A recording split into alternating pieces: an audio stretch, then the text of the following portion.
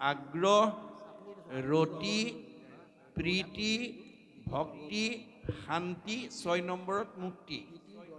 গতিকে আমি আজিৰ দৰে ঈশ্বৰৰ কথা শুনিবলৈ অভ্যাস কৰিব লাগিব। অৰ্জুনক কৈছে, অৰ্জুন তুমি 4 মুঠি জীৱৰ ভিতৰত সৰ্বশ্ৰেষ্ঠ উপাধি লৈ আহিছা। মনক সংযম কৰিবা, ইন্দ্ৰিয়ক সংযম কৰিবা, নহ'লে আহিল কণা গ'ল কণা, খাগৰি কাটিল 3 কণা। তুমি মনক যদি সংযম কৰিব নোৱাৰা, ইন্দ্ৰিয় যদি সংযম কৰিব নোৱাৰা, তোমাৰ মানৱ জন্ম ধৰাৰ কোনো সাৰ্থকতা নহ'ব। তেতিয়া অৰ্জুনে প্ৰতিবাদ কৰিছে কি বুলি? অহেন শুনি অসন্তোষ কৰন্ত অৰ্জুন, ইন্দ্ৰিয়ক বশ্য কৰি বাক পাৰে কোন। কাৰ সাধ্য আছে ইন্দ্ৰিয়ক বশ্য কৰিব? নাই নাই, এইটো প্ৰস্তাৱ মোৰ গ্ৰহণযোগ্য নহয়। কৃষ্ণই হাঁহি পেলাই কৈছে, কৃষ্ণে বোলে সখী তুমি নকৰিবা ভয়, অভ্যাসতে ইন্দ্ৰি বশ্য আপুনি ভয় নকৰিবা, অভ্যাস কৰা। আজি আপোনালোকে গধূলিৰ পৰা আহাৰ পৰা পথখনত বহি আছে, কোনোবাই চকী এখনত বহি আছে। অকলে ঘৰত ইমান সময় এনেকৈ কত বা চকী এখনত বহি থাকিব পাৰিলেহেঁতেনে? নোৱাৰিলেহেঁতেন। আজি কোনে বহুৱাইছে, কিয় বহিছে, এই কথা আমি উপলব্ধি কৰিব লাগিব। কিয় বহিছে? আমাৰ বেদে কৈছে যে স্বকৰ্ম অনুৰক্তি ঈশ্বৰেই ভক্তি। আজি ইয়াত বহি থকা সকলে ঈশ্বৰৰ কথা শুনিবৰ কাৰণে, জানিবৰ কাৰণে, বুজিবৰ কাৰণে এটা আগ্ৰহ লৈ বহি আছে। এই আগ্ৰহৰ পৰা আমাৰ জীৱলৈ 6টা প্ৰমোচন আহিব: আগ্ৰহ, ৰতি, প্ৰীতি, ভক্তি, শান্তি, 6 নম্বৰত মুক্তি। এই পৰ্যায়টোলৈ আমাৰ জীৱটো আহিবই লাগিব। এই জন্মত নহয়, পিছৰ জন্ম, পিছৰ জন্ম নহয়, কোটি জন্ম। যেতিয়ালৈকে সাধুৰ সংগত আহি ঈশ্বৰৰ কথা শুনি আমাৰ জীৱটো শুদ্ধ নহ'ব, তেতিয়ালৈকে অহা যোৱা কৰিয়ে থাকিব লাগিব। গতিকে এইটো আমাক কি কৰে? আগ্ৰহে আনি দিয়ে। সেইকাৰণে কৈছে যে বৰ্ণাইল মৈত্ৰেয় কথা কৃষ্ণ পশুবিনে নিগদতি শুকমুনি অভিমন্য সুত, বৰ্ণাইল মৈত্ৰেয় কৃষ্ণ কথা অদভুত। সংক্ষেপে শীৰ্ষৱ কথা শুনিয়া বিদুৰ, নলভিলা মনে অতি টিপিটি প্ৰচুৰ। চমুকে ক'লে তেওঁ সন্তুষ্ট নহয়, বহলাই ক'বৰ কাৰণে আহ্বান জনাইছে। বাহুল্য কৰিয়া তাকক শুনিবেক প্ৰতি, কৰজোৰে কোনো পুচিল অন্ত মহামতি। আৰু অলপ বহলাই কোৱা বুলি বিদুৰে মৈত্ৰেয়ক আহ্বান জনাইছে। বিদুৰ বদতি শুনি উপমুনি বৰ, ভূমিক আচন্তে তুলি বৰাহ ঈশ্বৰ।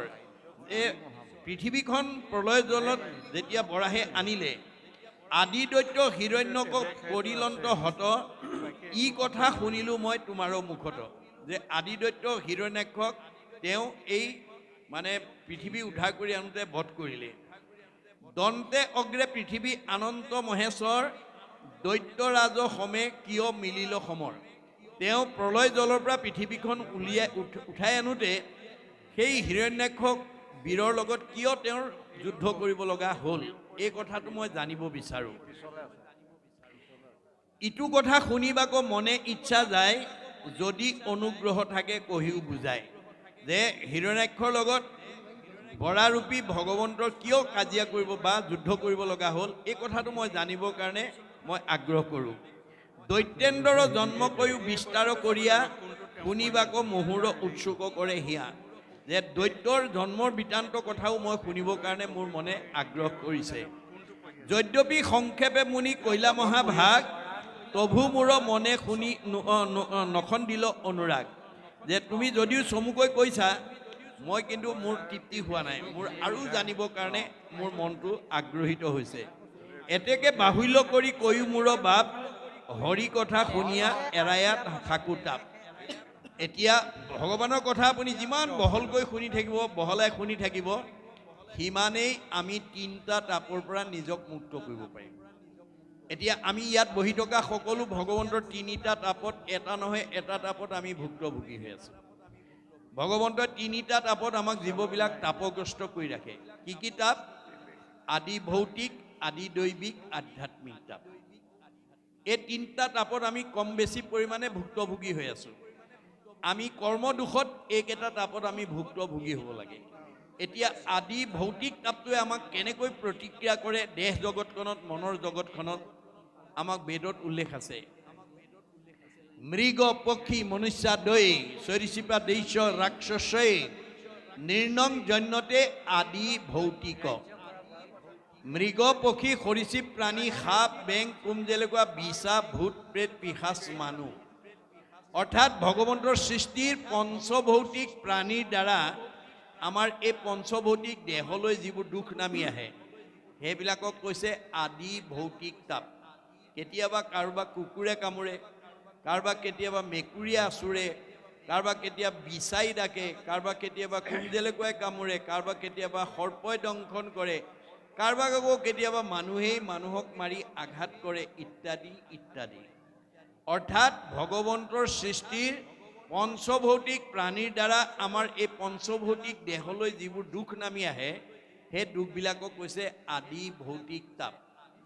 আদি দৈবিক তাপটো কেনেকৈ আহে? কোনেও নভবাকৈ হঠাতে আমাৰ জীৱনলৈ যিটো দুখ নামি আহে সেই দুখটোক কৈছে আদি দৈবিক তাপ। ই কেনেকৈ আহে? আমাৰ শাস্ত্ৰত উল্লেখ আছে। শীত উষ্ণ বাত বৈশ্ৰাম্বু বিদ্যুতাদি সমুদ্ৰম তাপ দ্বিজবৰ নিৰ্ণং জন্যতে আদি দৈবিক। অতিপাত ঠাণ্ডা, অতিপাত গৰম, বতাহ ধুমুহা, বিজুলী ঢেৰেকণি, বানপানী, ভূমিকম্প, সমুদ্ৰ আকস্মিক দুৰ্ঘটনা, বজ্ৰপাত ইত্যাদিৰ দ্বাৰা। এতিয়া আমাৰ অতি কম সময়তে আমাৰ হিয়াৰ আমঠু জুবিন গাৰ্গ গৈ সমুদ্ৰত প্ৰাণ এৰি থৈ আহিব লগা হ'ল। এইটো নভবাকৈ হৈ গৈছে। যি প্ৰকাৰেই নহওক তেওঁ সমুদ্ৰত গৈ প্ৰাণ এৰিছে। এইটো হৈছে আদি দৈবিক তাপ।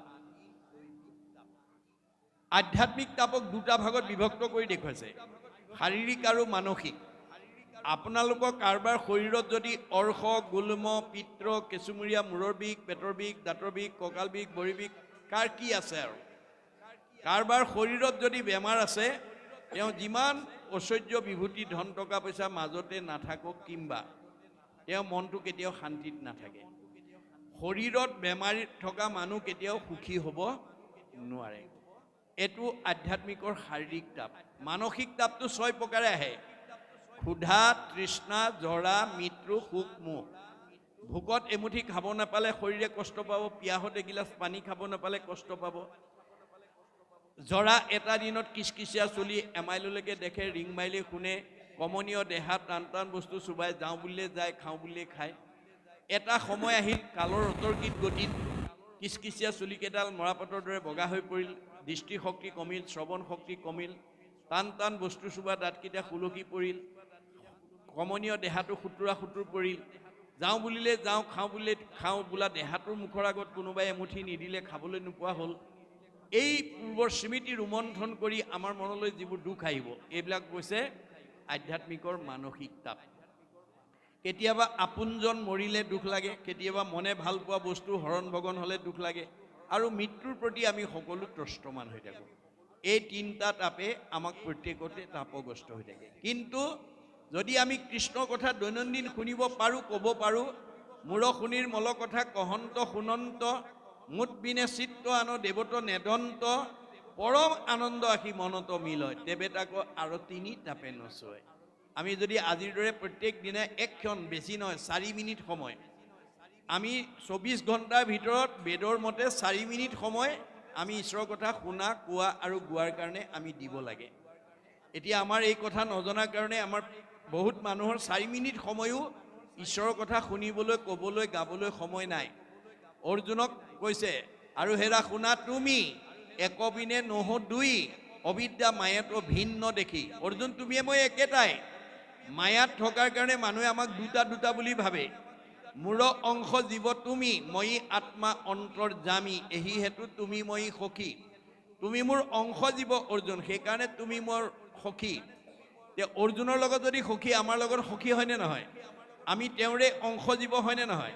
হয়। সেইকাৰণে অৰ্জুনক বেছ কৰি আমাক কৈ আছে, সাৰথিৰ কহোঁ ভেদ লোৱাত আৰু পৰিছেদ, আনে নজানয় মহামতি, যিগোটা যে মহাৰথী ৰথেশ্বৰী কৰাগতি ৰথ কোনো চলাৱে সাৰথী তুমি যিখন ৰথত উঠি মহাৰথী হিচাপে যুদ্ধত অৱতীৰ্ণ হৈছা কৰ্মত অগ্ৰগতি হৈছা সেই ৰথখন কিন্তু মই পৰিচালনা কৰি আছোঁ সৰ্বতো সময়তে মনত ৰাখিবা অৰ্জুনক সতৰ্ক কৰি দিছে অৰ্জুনৰ ৰথখন যদি ভগৱানে পৰিচালনা কৰিছে আমাৰ ৰথখন কোনে পৰিচালনা কৰিছে আমাৰ ৰথখনৰ নাম কি দেহ ৰথ ঘোঁৰা মন ইন্দ্ৰী প্ৰাণ সেনাগণ বিষয় অৰণ্য ভৈলতাৰ এতিয়া আমাৰ বহুত মানুহ যিজন আমাৰ হৃদয়ত থকাৰ কাৰণে আমি চকুৰে দেখিছোঁ কাণেৰে শুনিছোঁ মুখেৰে খাইছোঁ হাতেৰে কৰিছোঁ ভৰিৰে গৈছোঁ অৰ্থাৎ আমি জীয়া মানুহ হৈ আছোঁ সেইজনৰ কথা শুনিবলৈ সেইজনৰ কথা ভাবিবলৈ সেইজনৰ কৰ্ম কৰিবলৈ সেইজনৰ ঠাইলৈ যাবলৈকে আমাৰ আজি বহুতৰ সময় নাই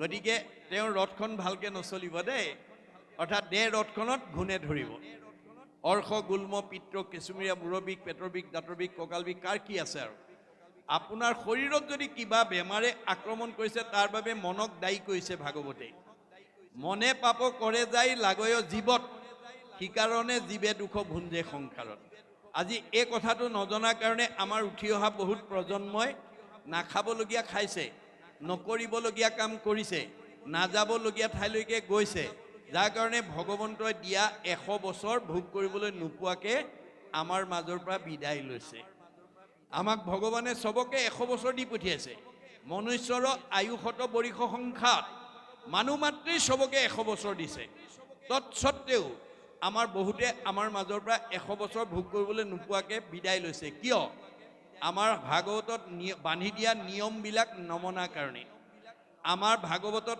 8 প্ৰকাৰ নিয়মৰ কথা কৈছে দেই সদাচাৰ বুলি কয় 8 প্ৰকাৰ সদাচাৰ আমি জানিব লাগিব কি সদাচাৰ কায়ৰ সদাচাৰ বাক্যৰ সদাচাৰ মনৰ সদাচাৰ গমন সদাচাৰ শৌচ সদাচাৰ অন্ন সদাচাৰ স্নান সদাচাৰ শয়ন সদাচাৰ এই 8 প্ৰকাৰ সদাচাৰ যদি আপুনি নিজেও মানে ল'ৰা ছোৱালীক ঘৰৰ পৰিয়ালক যদি মনাব পাৰে আপোনালোকৰ ঘৰখনত বেমাৰ আজাৰ নহয় আৰু 100 বছৰৰ আগতে কোনো বিদায় ল'ব লগা নহয় কাৰণ মহাপুৰুষ শংকৰদেৱৰ দিনত কেইবাজনো আটা পুৰুষে শংকৰ মাধৱৰ পৰাই ভাগৱতৰ ব্যাখ্যা শুনিছিল কিন্তু তেওঁলোকৰ এটা চাৰিত্ৰিক বৈশিষ্ট্য আছিল গুৰুতকৈ শিষ্য জ্ঞান খুচৰি খুচৰি লয় জ্ঞান নজনা কথাবিলাক সব শিকি লৈছিল শিকাওঁতা মাধৱদেৱ 107 বছৰ জীয়াই থাকিল শিকাওঁতা শংকৰদেৱ 120 বছৰ জীয়াই থাকিল তেওঁলোকৰ পৰা শিক্ষা লোৱা বদলা এটা 130 বছৰ ৰাম আটা 140 বছৰ মথুৰা দাস আটাই 151 বছৰলৈ আয়ুস বঢ়ালে ভগৱানে দিয়া বয়স 100 বছৰহে আছিলে এই উপৰঞ্চি বয়সবিলাক কাৰ পৰা পালে যিবিলাকে নীতি নিয়ম নামানে সদাচাৰ নামানে অনাচাৰ বেভিচাৰ কৰিব তেওঁলোকৰ পৰা আয়ুস কাটি নি মনাবিলাকক যোগ দিব আপোনালোকৰ এইখন গাঁৱত হালমৰীয়া গাঁৱত আটাইতকৈ বেছি বয়স পোৱা মতা মানুহ কোন আছে আৰু আটাইতকৈ বেছি বয়স পোৱা মাইকী মানুহ কোন আছে আপোনালোকে এবাৰ চালেই এই তথ্যটো পাব সেইজন মতা মানুহে গাঁওখনৰ ভিতৰত বেছি আয়ুস আছে যিজনে নীতি সদাচাৰ মানি চলে আৰু ঈশ্বৰৰ ভক্তি আছে মাইকী মানুহ সেইজনীৰে আয়ুস বাঢ়িব যিগৰাকী মাইকী মানুহ নীতি সদাচাৰী আৰু ঈশ্বৰৰ ভক্তি থাকিব তেওঁ আনতকৈ আয়ুস বঢ়াব পাৰিব মনত ৰাখিব কথাটো গতিকে এই 8 প্ৰকাৰ সদাচাৰ প্ৰথম কায়ৰ সদাচাৰ এই কায়টো আমি পৰ উপকাৰ কামত লগাব লাগে মই আজি আৰম্ভণিতে আপোনালোকক কৈছোঁ যে যদিও এইটো 4 দিনীয়া ভাগৱত পাঠ ব্যাখ্যা নহয় এইটো যজ্ঞ এইটো কলিৰ যজ্ঞ নাম যজ্ঞ ভাগৱত যজ্ঞ ভক্তি যজ্ঞ এই যজ্ঞটো পূৰ্ণাংগ কৰিবৰ কাৰণে আমি যদি এই শৰীৰটো অকণমান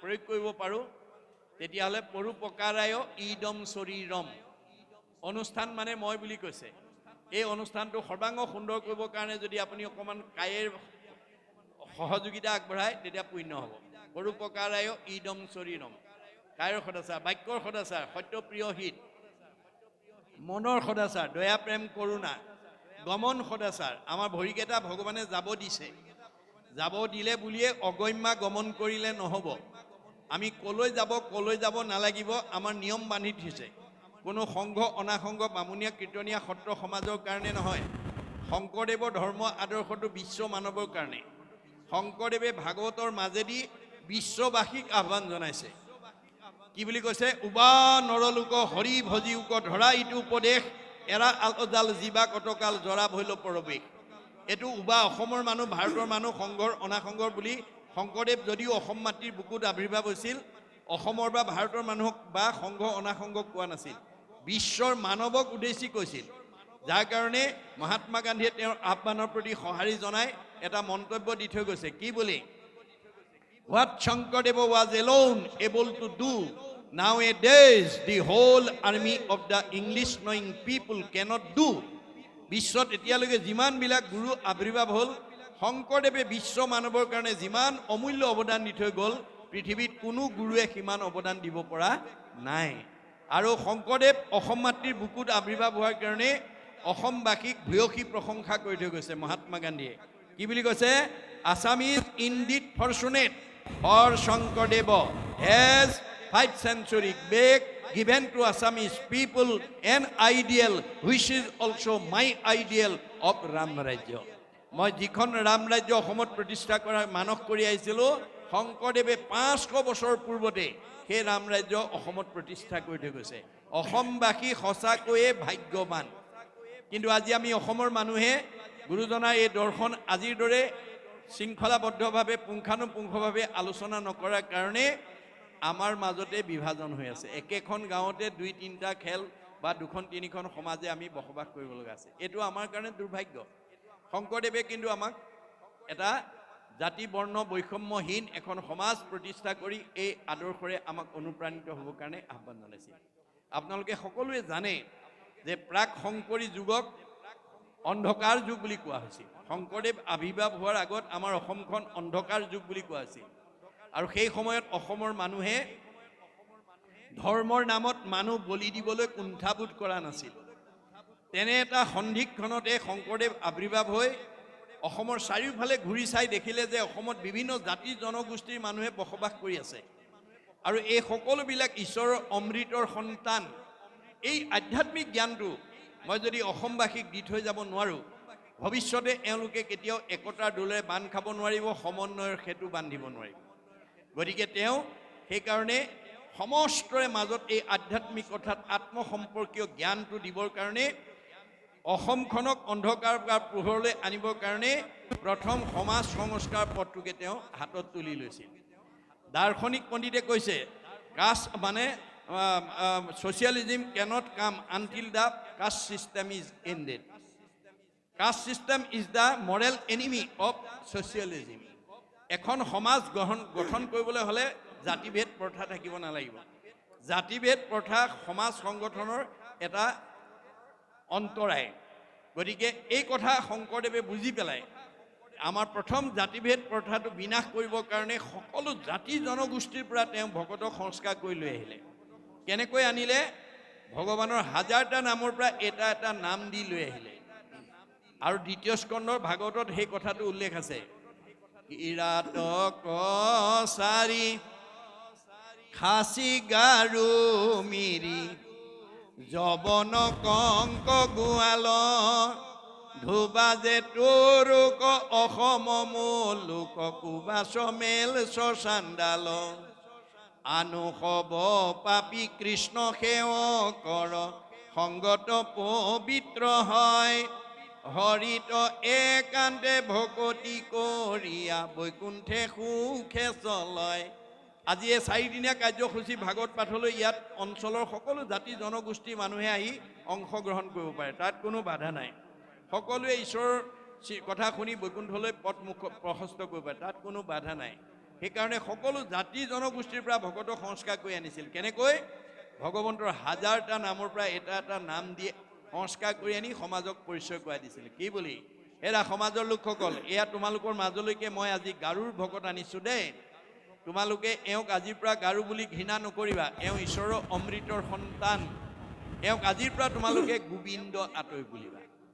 এয়া মই নগাৰ ভকত আনিছোঁ, এওঁক আজিৰ পৰা তোমালোকে নৰোত্তম আতৈ বুলিবা। এয়া মই যৱনৰ ভকত আনিছোঁ, এওঁক আজিৰ পৰা জয় হৰি আতৈ বুলিবা। এয়া মই কাৰ্বিৰ ভকত আনিছোঁ, এওঁক তোমালোকে আজিৰ পৰা ভোলাই আতৈ বুলিবা। এয়া মই জয়ন্তীয়াৰ ভকত আনিছোঁ, এওঁক আজিৰ পৰা তোমালোকে মাধৱ আতৈ বুলিবা। এয়া মই হীৰাৰ ভকত আনিছোঁ, এওঁক আজিৰ পৰা তোমালোকে মথুৰা দাস আতৈ বুলিবা। এয়া মই আহোমৰ ভকত আনিছোঁ, এওঁক আজিৰ পৰা তোমালোকে নৰহৰি আতৈ বুলিবা। এয়া মই কছাৰীৰ ভকত আনিছোঁ, এওঁক আজিৰ পৰা তোমালোকে বলাই ৰমাই বুলিবা। এয়া মই মিচিঙৰ ভকত আনিছোঁ, এওঁক আজিৰ পৰা তোমালোকে পৰমানন্দ আতৈ বুলিবা। এয়া মই দেউৰীৰ ভকত আনিছোঁ, এওঁক আজিৰ পৰা তোমালোকে বৈকুণ্ঠ আতৈ বুলিবা। এয়া মই কৈৱৰ্তৰ ভকত আনিছোঁ, এওঁক আজিৰ পৰা তোমালোকে পূৰ্ণানন্দ আতৈ বুলিবা। এয়া মই বনিয়াৰ ভকত আনিছোঁ, এওঁক আজিৰ পৰা তোমালোকে হৰিদাস আতৈ বুলিবা। এয়া মই কোঁচৰ ভকত আনিছোঁ, এওঁক আজিৰ পৰা তোমালোকে মুৰাৰী আতৈ বুলিবা। এয়া মই কলিতাৰ ভকত আনিছোঁ, এওঁক আজিৰ পৰা তোমালোকে গোপাল আতৈ বুলিবা। এয়া মই ভুটীয়াৰ ভকত আনিছোঁ, এওঁক আজিৰ পৰা তোমালোকে দামোদৰ আতৈ বুলিবা। এয়া মই নাপিতৰ ভকত আনিছোঁ, এওঁক আজিৰ পৰা তোমালোকে নাৰায়ণ ঠাকুৰ আতা বুলিবা। এয়া মই তিৱাৰ ভকত আনিছোঁ, এওঁক আজিৰ পৰা তোমালোকে সুদাম আতৈ বুলিবা। এয়া মই কায়স্থৰ ভকত আনিছোঁ, এওঁক আজিৰ পৰা তোমালোকে সতাই আতৈ বুলিবা। এয়া মই মুছলমানৰ ভকত আনিছোঁ, এওঁক আজিৰ পৰা তোমালোকে শ্যাম কাই আতৈ বুলিবা। তাৰ পৰা অপ্ৰভংশ হৈ শান্ত খাই হৈছে। এয়া মই ব্ৰাহ্মণৰ ভকত আনিছোঁ, এওঁক আজিৰ পৰা তোমালোকে অনন্ত কণ্ডলী সাৰ্বভৌম ভট্টাচাৰ্য বুলিবা। এইধৰণে সকলো জাতি জনগোষ্ঠীৰ পৰা ভকতক সংস্কাৰ কৰি আনি বৰ্ণ বৈষম্য এখন সমাজ প্ৰতিষ্ঠা কৰি ঘোষণা দি থৈ গৈছিল। কি বুলি?